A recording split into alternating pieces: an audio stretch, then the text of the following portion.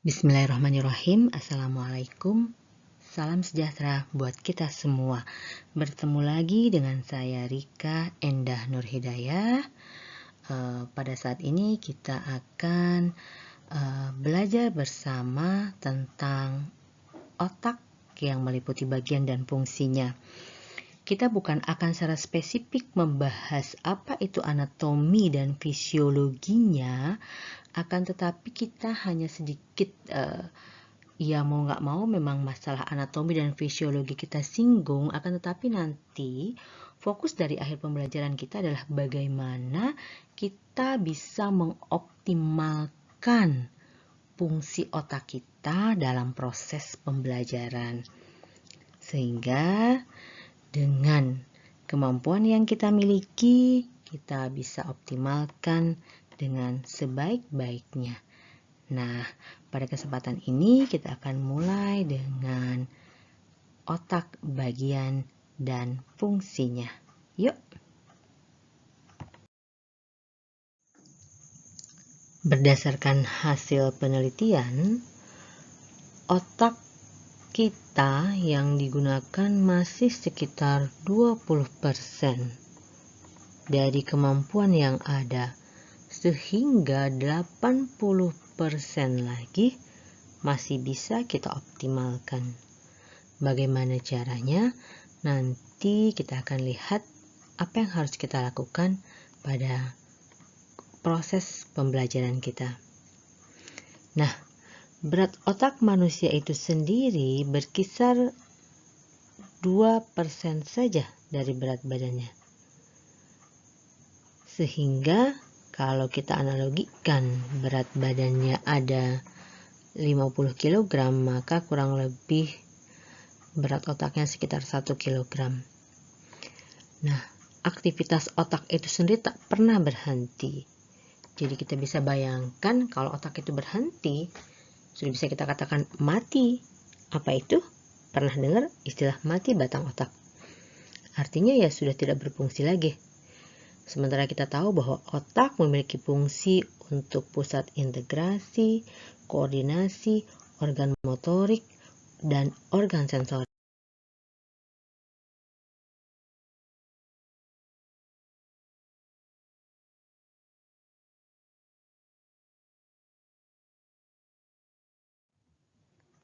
Ini gambaran otak ketika dibelah berdasarkan hemisfernya ya.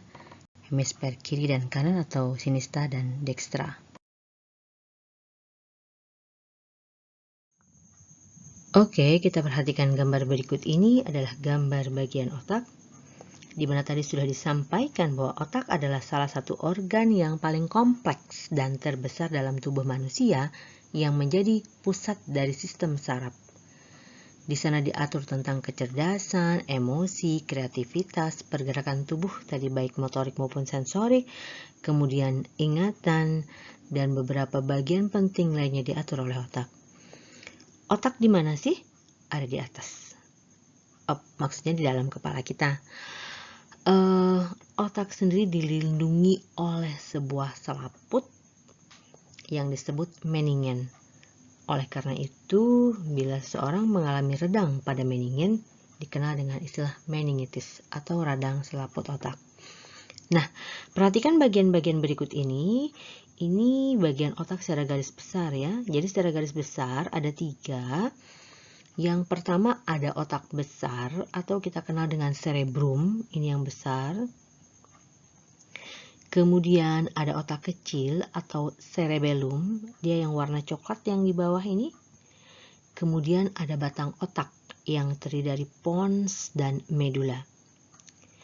Cerebrum sendiri sebagai otak yang besar itu terbagi lagi menjadi 4 lobus. Ada lobus frontalis yang di depan, kalau di sini digambarkan dengan warna biru. Kemudian lobus parietalis itu yang warna orange, posisinya agak ke belakang, tepatnya pas di tengah-tengah kepala. Kemudian ada lobus occipitalis. Di sini dianalogikan dengan warna ungu, yaitu di bagian belakang, ya, kepala bagian belakang, tepatnya pas di atas cerebellum. Dan temporalis yang diberi warna hijau itu berada di samping. Jadi lobus-lobus dari setiap otak ini berada pada posisi kiri maupun kanan. Jadi kalau kita belah dua, maka otak itu ada otak bagian kiri dan otak bagian kanan. Inilah pembelahnya sehingga dikenal dengan hemisfer kiri atau sinistra dan hemisfer kanan atau dekstra. Adapun lobus-lobus ini adalah bagian-bagian dari otak besar, di mana semua lobus-lobus itu sendiri memiliki fungsi masing-masing yang berbeda. Mari kita perhatikan slide berikutnya. Ini tadi dia tentang cerebrum atau otak besar. Dia memiliki pusat saraf yang mengatur semua aktivitas motor maupun sensor. Dia terbagi dua, tadi sudah disinggung, ada hemisfer sebelah kiri dan hemisfer sebelah kanan. Kita tahu bahwa otak bekerja secara menyilang atau kontralateral. Artinya, otak yang kiri akan mempersarapi bagian tubuh yang kanan. Dan sebaliknya, otak yang kanan akan mempersarapi bagian tubuh yang kiri. Hemisfer dari setiap otak dilapisi oleh korteks yang berwarna abu-abu, di mana korteks ini diduga menjalankan fungsi otak seperti penilaian, daya ingat, bahasa, memori, kreativitas, dan berpikir abstrak.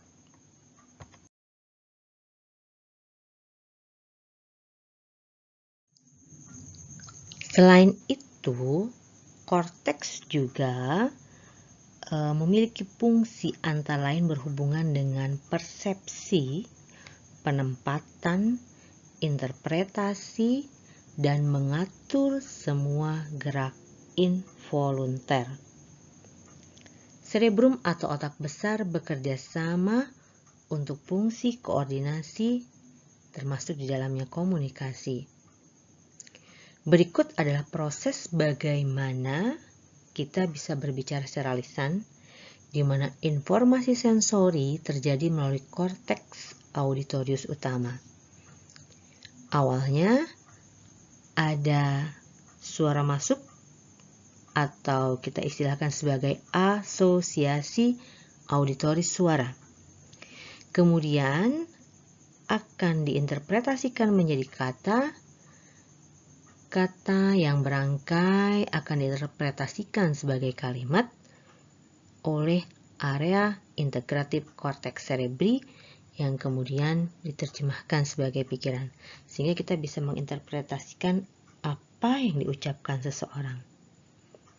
Nah, adapun untuk asosiasi lain itu berasal dari visual, berawal dari penglihatan di mana kita melihat huruf. Sama kalau tadi kan berawal dari kata, ini dari huruf. Huruf juga yang terangkai akan menjadi kata juga menjadi kalimat juga menjadi pikiran. Begitulah bagaimana fungsi koordinasi antara auditori dan visual sehingga melahirkan sebuah pikiran. Dalam cerebrum juga terdapat pusat bicara, di mana selain mengontrol fungsi motorik laring dan mulut untuk mengirim impuls ke pusat pernapasan, diantaranya untuk memberikan pola pernapasan saat kita bicara. Sehingga pada saat kita bicara kita tidak terengah-engah, kita bisa mengatur, dan itu semua berada di otak. Atau merupakan salah satu fungsi dari kerja otak.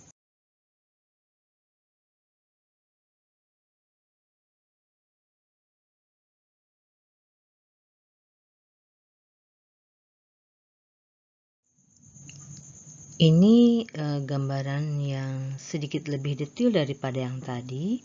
Jadi di gambar yang pertama tadi hanya memilah menjadi 4 lobus, yaitu frontal, parietal, oksipital, dan temporal.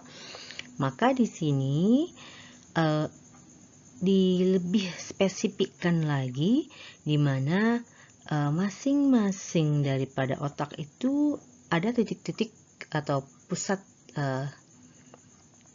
pengaturan tertentu.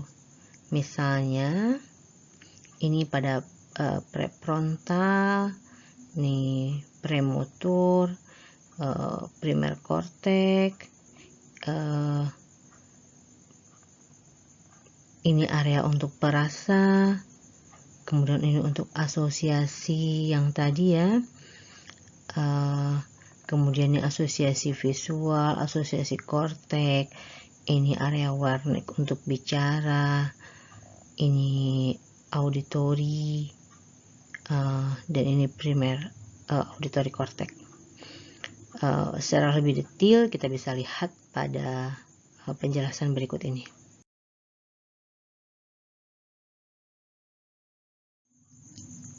Kita bahas satu persatu dari mulai bagian depan atau lobus frontalis. Di lobus frontalis itu merupakan area motorik primer. Di area motorik primer tersebut ada dua titik, yaitu area 4 Brodmann dan area 6 Brodmann, di mana keduanya akan berhubungan dengan masalah kemampuan volunteer. Spesifiknya di area 4 Brodmann untuk volunteer, sedangkan yang 6 lebih spesifik untuk menulis. Sehingga bila terjadi kerusakan di area itu akan menyebabkan agraphia atau kehilangan kemampuan menulis. Mungkin kita pernah dengar atau pernah lihat atau pernah nonton sebuah film di mana seorang mengalami tabrakan kemudian menjadi hilang kemampuan menulisnya. Nah, dimungkinkan salah satu kerusakan terjadi pada area 6 di frontalis ini, di area Brodmann. Kemudian di area masih di frontal ada area 4, 6, 8, 9, dan 46 itu ada gerakan menyidik volunteer dan deviasi mata dan kepala. Nanti kita akan ingatkan kembali ya pada saat tes 12 saraf kranial. Itu ketemu di pelajaran medikal bedah. Nah, di area 44 dan 45 di situ juga ada area Broca, area bicara Broca. Jadi kalau ada kerusakan di area Broca ini, maka akan menyebabkan apasia motorik atau apasia ekspresif. Jadi bagaimana? Inilah dia. Bagaimana seseorang kehilangan kemampuan bicara atau mengekspresikan apa yang dia sampaikan, atau istilahnya mungkin pernah dengar apek datar ya. Jadi ya lurus aja gitu ya, seperti innocent, seperti tidak ada bahasa gaul sekarang. Kalau kita dalam medis ada istilah apek datar ya. Jadi ya senang ya sedih gitu aja gitu, tanpa ekspresi. Nah, kemudian nanti ada lobus prefrontalis, di mana di situ terdapat area 9 sampai 12. Itu akan bicara tentang kepribadian. Lobus frontalis secara keseluruhan berfungsi terkait dengan kemampuan intelektual yang kompleks, ide kreatif, ingatan, penilaian, tanggung jawab, dan pandangan ke masa depan.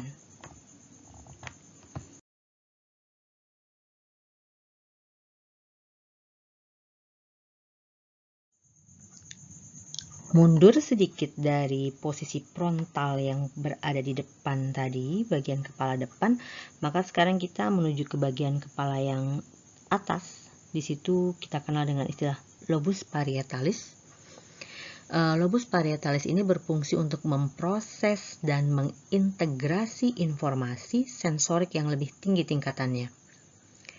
Berdasarkan sumber yang saya dapatkan, di situ ada area 1 sampai 3 berhubungan dengan sensasi seperti nyeri, suhu, raba, tekan, dan proprioseptik. Jadi kerusakan pada area ini bisa menyebabkan orang tak bisa merasakan nyeri, tak bisa merasakan panas dingin gitu. Jadi pernah sebuah keluarga jadi mengatakan dia kalau minum itu nggak bisa dingin, nggak bisa panas. Jadi maksudnya gini, nggak panas nggak dingin, buat dia enjoy aja, nggak terasa apa-apa gitu. Yang dikhawatirkan adalah di sini bahwa sensasi dia di area parietalis di area 1 sampai 3 rusak gitu. Jadi kalau rusak di situ ya memang dia nggak akan merasa nyeri. Yang salah siapa? Kita yang sadar ketika kita tahu bahwa itu terlalu panas atau itu terlalu dingin ya jangan diberikan. Bukan berarti dia jagoan gitu loh. Setelah dia sakit kena stroke atau kena tabrakan atau kena kerusakan otak dia menjadi jagoan, nggak begitu gitu. Tapi kita yang sadar tak paham di mana kerusakan itu sehingga kita tidak melakukan sebuah tindakan yang sesuai dengan kemampuan pasien gitu ya, kemampuan si klien. Di area 5 dan 7 ada sensorik, itu terkait dengan kualitas bentuk, tekstur, berat. Sama juga sih di situ akan bercerita tentang bagaimana seseorang mampu atau tidak meraba. Oh ini halus, oh ini kasar gitu ya. Kemudian karena hilang sensasi itu ya ketika dia memegang sesuatu ya biasa saja, no ekspresi gitu ya, sama seperti kerusakan tadi di area frontal gitu. Nah kemudian di situ juga ada area 39 itu berfungsi untuk memahami bahasa tulisan. Jadi kalau terjadi gangguan di situ maka gangguannya disebut aleksia, dan kalau kerusakan di area 40 karena itu terkait dengan bagaimana dia mengenal benda dengan sentuhan, maka kerusakannya disebut dengan astereognosis.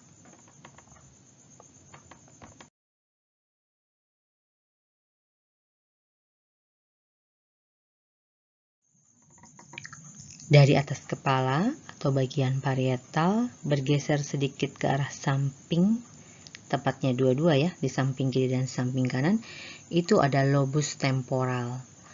Di situ merupakan area sensori untuk pendengaran.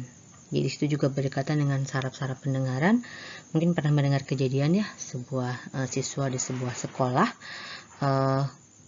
karena mendapat tamparan yang sangat kuat dan mungkin mengenai area temporal yang menyebabkan kerusakan pada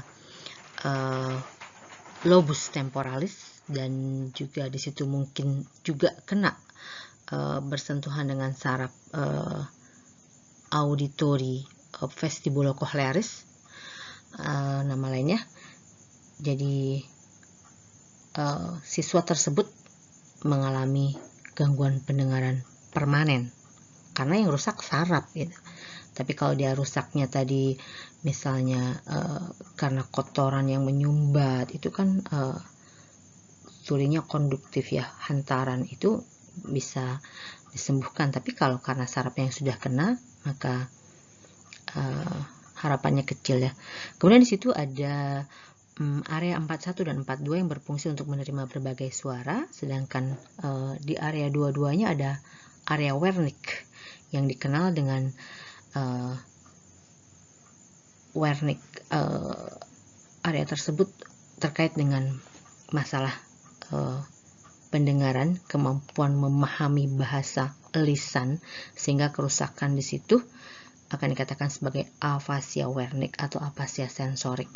Jadi dia kehilangan kemampuan untuk memahami bahasa lisan. Jadi lain dia dengar sehingga dia juga lain untuk berperilaku dan menceritakan gitu. Jadi kalau kita tidak paham, kadang-kadang kita akan menganggap ini tuli banget ya, ini nggak ngerti, ini bego, atau bagaimana kita akan beremosi terhadap lawan bicara kita, padahal kita tidak paham bahwa ternyata misalnya dia mengalami masalah gangguan pendengaran karena kerusakan saraf, dan itu sifatnya permanen gitu, nggak bisa diperbaiki gitu. Nah, padahal kalau kita paham tadi dia mengalami kerusakan di situ, mungkin kita akan bisa membantunya dengan mengganti media bicara, misalnya dengan bahasa isyarat atau berkomunikasi harus dengan berhadapan. Itu adalah beberapa hal yang bisa kita lakukan secara sederhana ya.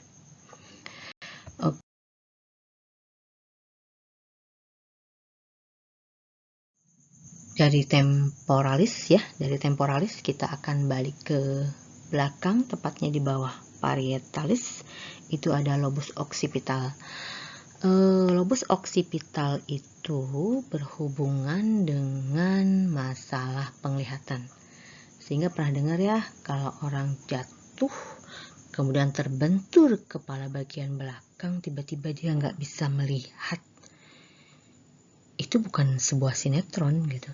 Tapi ya bisa jadi bahwa area primer yang berhubungan dengan fungsi penglihatan dan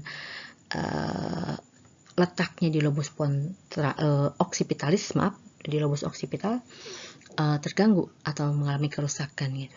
Ya sama sih, kalau tadi rusaknya permanen ya menyebabkan kebutaannya juga permanen gitu. Nah, di area visual ini tepatnya dia di area 18 dan 19, sedangkan di area 17 itu berhubungan dengan masalah asosiasi warna. Bisa jadi mungkin dia menginterpretasikan warna yang salah ya, seperti berhubungan dengan buta warna mungkin. Tapi itu tidak menjadi bahasan saya, karena fokus kita adalah bagaimana kita nantinya akan mempelajari tentang bagaimana hubungan otak dengan proses kita belajar pada mata kuliah pembelajaran dewasa ini gitu. Jadi kita akan lihat dulu secara anatomis sehingga kita bisa paham bagaimana sih kita akan mengoptimalkan cara belajar kita agar menjadi lebih baik. Bukan spesifik melihat apa sih kekurangannya pada anatomi ini, kemudian fungsinya secara fisiologis bagaimana, nanti penyakit apa yang akan ditimbulkan, bukan itu nanti ada khusus pada mata kuliah lanjutan, tepatnya di keperawatan medikal bedah ya. Nah, tadi di situ ada area 17, 18, dan 19 ya. Jadi di 17 selain asosiasi warna, dia juga terkait dengan masalah lapang pandang. Sedangkan tadi 18 dan 19 itu berhubungan dengan bagaimana informasi yang masuk terkait dengan masalah visualisasi, sehingga dia tidak memiliki kemampuan untuk membedakan benda-benda dan fungsinya. Termasuk diantaranya dia kesulitan untuk mengenali wajah seorang yang disebut dengan prosopanopsia.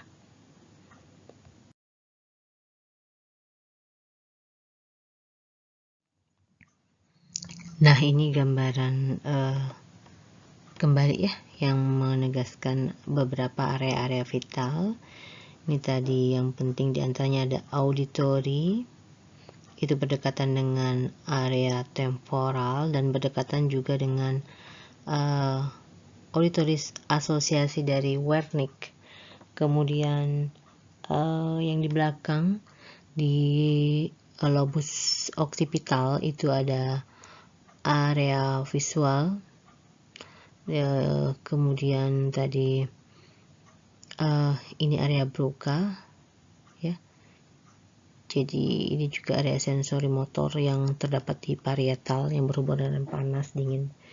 Jadi seandainya kita memahami secara garis besar aja lah, nggak usah detail, karena kan kita memang bukan ahli saraf ya.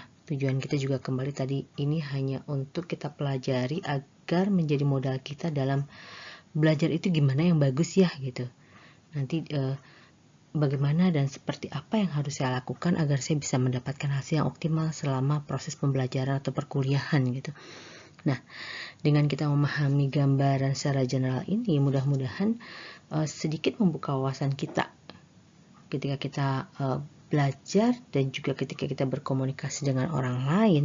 Apa sih yang harus kita lakukan, mana yang terbaik, kerusakan apa yang terjadi, sehingga kita bisa melakukan bukanlah kita melakukan intervensi, akan tetapi kita paham apa yang harus kita lakukan untuk orang lain agar bahwa orang lain atau kita sendiri tidak mempersepsikan sesuatu yang salah karena ketidakpahaman kita.